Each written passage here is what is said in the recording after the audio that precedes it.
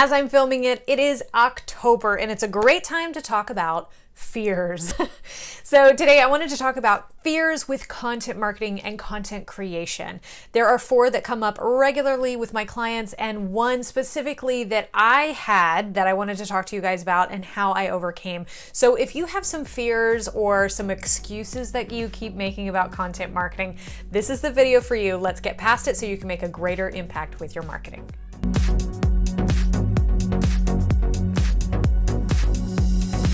Hey guys, I'm Gwendolyn. I'm the content creator's best friend. I'm here to simplify content creation for you so that you can get back to what's most important in your business and brand. And welcome to Simplified Content. This is my channel, and I am here to simplify everything that has to do with content creation, content marketing. If that sounds like something you need or would enjoy and just want to hang out with me, don't forget to subscribe and hit that bell so that you can be reminded when I have something new for you. Before we get started on today's topic, which is fears of content marketing, comment down below. What is something that you fear in content marketing? Maybe it's something that we're talking about today. And as we go through the video, if you don't hear your fear, I can tell you that I have gone through them all myself, or I have dealt with them with clients. So anything that you have that you are dealing with, please let me know, because there might be a great story that I could tell you to help you get over your fear with content marketing. Let's dive in. Number 1, and one of the most common that I see, is the fear of putting yourself on camera. Unfortunately, in today's marketing world, no matter what business you're in as a personal brand coach or service provider, or really any online business, you're gonna have to learn how to put yourself on camera. So this is a fear that if it's holding you back, we have to squash it today. Why is that? Because there really is no way around it in the world today. So we've got things like YouTube, like what you're watching right now, and we have things as small as stories, which are very informal. They don't have to be planned out, but it's still video. And then of course, in between, you've got something like lives. On pretty much all platforms offer a live that you can offer to your audience. So if you're not using video, if you're not putting yourself on video, you are missing a huge opportunity to build that know, like, and trust factor. And that can be done with really any type of content you create. However, with video, it is so much faster because people get to know you, your vibe, they hear your voice, they see your face, and they can connect with you so much easier than they could have if you were just writing or doing a podcast or putting pictures of stock photo on Instagram. Am I right? So video is very important. So if this is a problem that you have, the thing that I want you to remember about putting yourself on camera is that it doesn't matter what you look like. It doesn't matter how you sound on camera. What really matters is the message you are trying to get across. And think about that end user. Think about that audience member that is watching you. They don't care what you look like. They don't care how you come across on camera, or if you're really good and vibrant and engaging on camera. Ultimately, they want your value. They want to know how you can help them. They want to know that you understand their problems. So if you just show up organically and authentically that way, you're going to be just fine. Number 2, and of course I see this a lot with new business owners, is imposter syndrome. You're feeling like maybe everyone else in the world has already talked about this subject, so why would anyone listen to you? Or you're not coming up with anything original, or you don't have enough experience to talk about this. So again, why would anyone listen to you?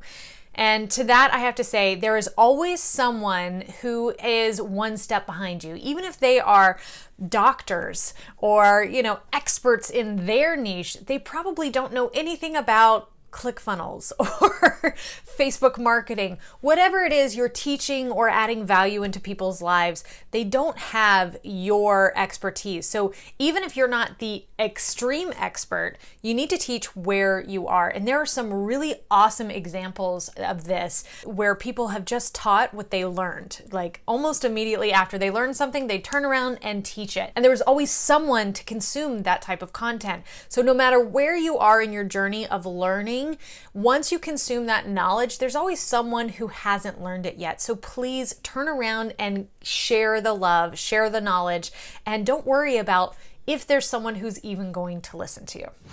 Number 3, and this should never, ever, ever, ever, ever, ever hold you back from creating content, and that is you don't have the right or the money for the equipment you think you need to create content. I get this one a lot from some clients who feel like they are not ready to create video, they're not ready to create a podcast, they don't have the right website for their blog, or they don't have the right camera to take photos for Instagram. And the list keeps going on and on. And you know what that is? That is just resistance to the leveling up you should be taking in your life. Those are excuses. Those are not real concerns. How do I know that? Because for a long time on my channel, if you go back to the very beginning of my channel, I was creating content with really expensive lights, really expensive cameras, and sound equipment and all that stuff. And as I was getting this question and this concern so much in my clients, I decided to change my entire take on my channel. So as you are watching this, I am filming on an iPhone, and it's not even the newest version, guys. It is an iPhone 8. And I have a $20 mic now, and I'm using natural light and a very small ring light in my room. Sometimes you will go back and look on my channel and notice that I am only using natural light. It is not a sunny day today, so that is why I had to pull out my light, but normally I am using natural light, a $20 mic, and I have a review for this mic down in the description below, and my own iPhone, and that is it. So if you have an iPhone, there is really no excuse. If you have a laptop, you can start with a webcam. That is totally acceptable. So there's no excuse for any of that. If it comes to you're creating content, you need thumbnails, you need pictures for your Instagram, every iPhone or smartphone today can create amazing, beautiful photos. And both photo and video, they're very competitive with the big name brand Nikon, Canon type of cameras. So you shouldn't have any problem creating content with your phone. So again, if this is holding you back, just know that this very video and almost every single video on my channel has been created with an iPhone and a $20 mic and natural light. Number 4, I saved this for last, and here's the reason. Because this was my biggest problem. This was my biggest fear, and this was the thing that held me back from creating content for 6 whole months. So what is it? Consistency. For me, consistency was my biggest fear with content creation. I had gotten to the point where consistency was so hard that I ended up stopping. And every time I had something to say to my audience, I was afraid to put it out there, because that meant if I said it right then, I'd have to stay consistent thereafter.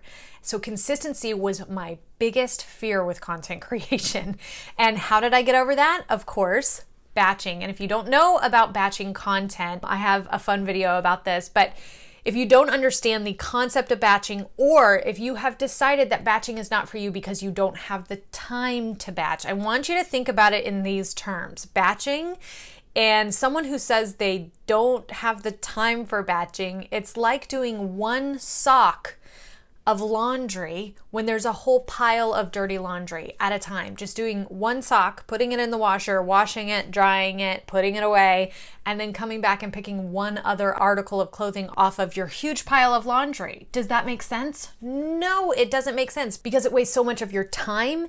It wastes valuable resources like water. For you as a business owner, creating content once at a time is taking so much time. It's taking time from if you're employing someone and taking so much resources away from you. And ultimately, you will run out of clean laundry. So ultimately, you will run out of ideas. If you are feeling like you're out of ideas, it's probably because you're creating content too consistently. Again, posting consistently is what you should be doing. However, creating content consistently is not what you should be doing.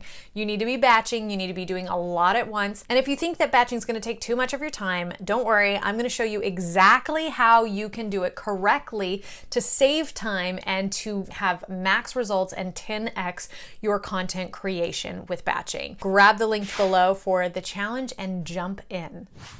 Once you get your batching under control, that is the one thing that can guarantee consistency in your content creation. So if this is your fear, you need to get past it with a batching strategy. And like I said, it's so much easier than you think. It's so much faster than you think. And there is a correct way to do it. So I'd love to help you out with that free challenge below. Okay guys, that's all the fears I have for you today. If you have more that I did not list them down below. What are your excuses? What are the things holding you back from your content creation? I wanna know, and I'd love to make a video just for you. Thanks for joining me today, and I will see you guys next week. Keep creating.